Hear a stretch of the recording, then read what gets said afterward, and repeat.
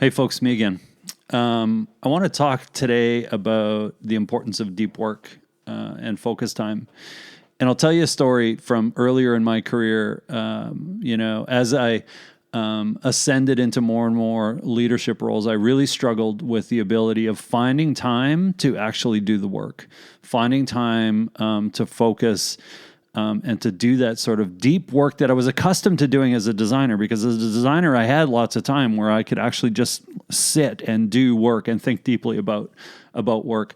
And one thing that I started doing was I would actually start telling people that I was taking a PTO day. And I would tell my boss that I was working so that, at the time she knew what I was doing. But everybody else thought I was on PTO. And the reason why I did this was because nobody would bother me if they thought I was on PTO. And it's ridiculous that, I had to resort to this and sort of do this sort of thing. But this is the case. We tend to get caught in constant distraction mode. We're going from meeting to meeting, message to message. We are working in our inbox, and that is not work. That is not always what we're paid to do, and that does not deliver the type of impact that we want to deliver within an organization. So I just want to talk a little bit about this. So let's talk for a minute about the difference between shallow work and deep work. So shallow work is, typically meetings, emails, status updates, messaging, all of this sort of thing. And a lot of times, I almost think of it as being like a human network router. We're just like shuttling information around. Information is coming into our inbox and we're sending it off to somebody else. A message is coming in, we're sending, information back. And that's not the same as deep work, which is when we really have an opportunity to engage in high impact and focused problem solving, whether that be research or strategy or complex design or engineering. And the only way that we're able to do that sort of deep work is when we can eliminate all distractions, and we can really achieve this sort of state of flow, as it's known. And for anybody who's had the opportunity to work in that state of flow, it's really rewarding and wonderful when you're able to.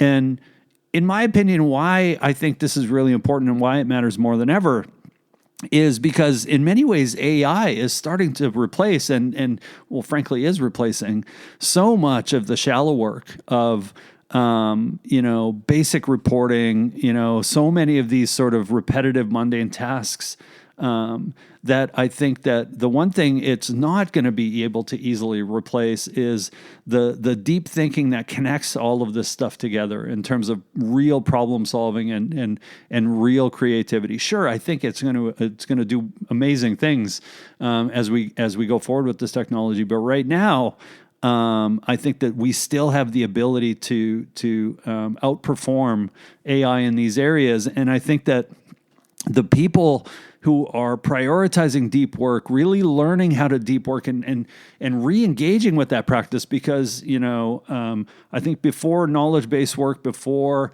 networked communications, this is very much how people did work, and I think we need to reacquaint ourselves with it and re-engage with it, because those people who are able to do this type of deep work and are also able to use these incredible tools that AI is giving us, these are the people who I think are really going to thrive going forward in the future.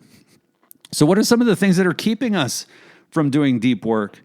Number one, meetings, right?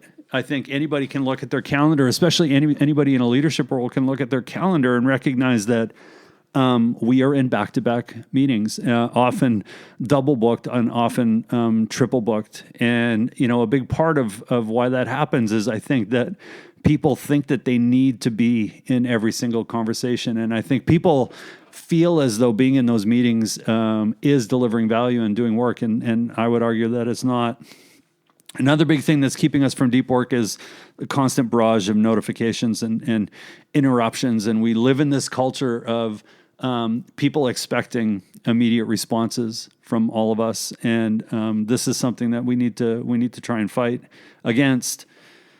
At Cisco, we've done a lot of great things in this area, and it's an area that we've really tried to improve on and develop We've worked with Amy Tyrion, who's an amazing leader in this space and who's helped us create things like regular focus days, who's helped us create a regular mindfulness program and practice, and has also helped us build muscles around team agreements. So, setting expectations amongst the team on what is appropriate in terms of response time. What is our availability to respond to one another in various different contexts? And also creating rituals and creating cultural norms where it's okay to put up the do not disturb sign and be able to retreat into, a quiet space and have the time and the space to do focus work and to do deep work. So what are some of the things that I personally do to make sure that I'm able to get deep work done? I block time on my calendar. And, I think that this comes with the responsibility of protecting that time on your calendar. And it's wild where, people can take PTO and nobody will bother them. People have all sorts of calendar meetings that exist on their calendar that don't get moved, don't get clobbered. But as soon as it's something on your calendar that's focused for yourself, for your own work, or for your own development, suddenly it becomes fair game to cancel and move, based on the whim of others. And I think that it's really important that we need to protect that time and recognize that, this type of focus work and this type of deep work is, in many cases, the reason why we're paid to do the things that we do. And it allows us to be successful in our jobs. Basic things you can do, like batching meetings and communications, right? So choosing time on your calendar when you're going to check email, when you're going to go into WebEx or Slack and take care of your messaging. Skipping unnecessary meetings, being really critical and understanding whether you need to attend a meeting. Like, what is your role in that meeting? Is there an agenda for that meeting? Do you know exactly why it's being held and what actions or outcomes are going to be the result of it? One thing I'm starting to use is recordings and AI summaries to great effect. So a lot of times, I do not need to be in the meeting, but I'm really invested in the outcome of the meeting or the information that's being shared in the meeting. I can use read an AI summary to get a really good idea of what took place in the meeting. And a lot of times it makes more sense for me to take an hour meeting recording, put 30 minutes on my calendar and watch that meeting and rely on the AI summary and rely on the ability that I can speed through a lot of the recording at 1.5 times, and really just focus in on the important parts. It becomes a much more efficient way of using time. I love, that Bill Gates used to have what he called a think week, where once or twice a year, he would take time and, remove himself from the regular business context and allow himself to read and think deeply about things.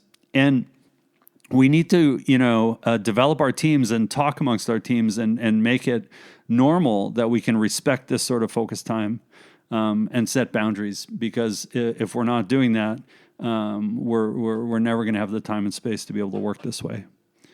So, in wrapping up, I'd like to challenge everybody, and I'd like to understand, what are people doing to be able to protect their time and make sure that they have deep time to focus and work. I would encourage people to start by putting a block on your calendar. And here's the key: don't just put the block on the calendar. You have to actually write what you're going to be doing in that block and what outcome you hope to achieve in that block. Just putting random focus blocks or holds on your calendar is not going to do it. What I do is I put a block on the calendar, and in the meeting invite for that block, I'm very specific about what I'm aiming to achieve in that time.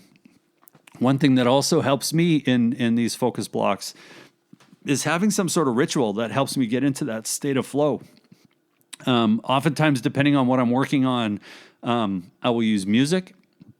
I will often use some sort of a scent in the form of a candle, usually. Lighting a candle and sort of creating this mood just allows me to train myself that these are the cues that I'm going to be, getting into deep work and focus work.